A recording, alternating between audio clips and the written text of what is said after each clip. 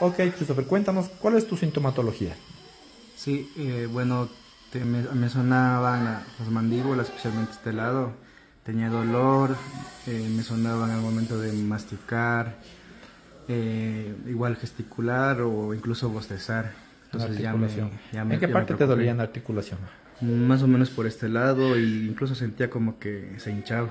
Ok, ¿al otro lado era lo mismo? Sí, no es tanto, pero igual me sonaba. O sea, el momento de bostezar así fuerte, ya me sonaba los dos lados. Tu trabajo requiere mucha preocupación, mucho estrés. Claro, estrés, no, bueno, estrés del trabajo y preocupaciones también de la vida cotidiana. Ok, en este caso, con más paciencia, hemos realizado una placa orgánica de acrílico, a diferencia de la otra que era una placa orgánica también de acetato modificada. Esta placa orgánica de acrílico es mejor, es ideal, tiene un mayor reporte de éxitos en el caso de disfunción de ATM.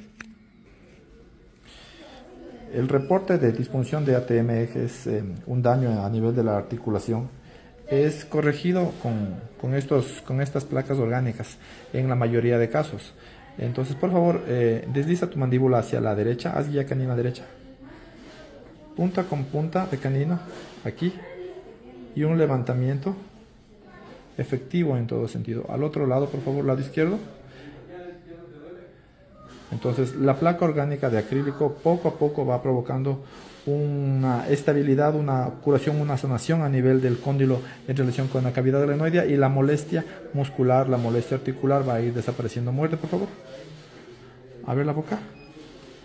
Esos puntos que se ven ahí en ese sector corresponden al asentamiento de la zona molar, que dará la estabilidad para que se haga efectivo el tratamiento curativo de esta placa orgánica. Muerde, por favor. Tanto al lado derecho como, abre poquito, abre la boca, como al lado izquierdo. Muerde. Suerte.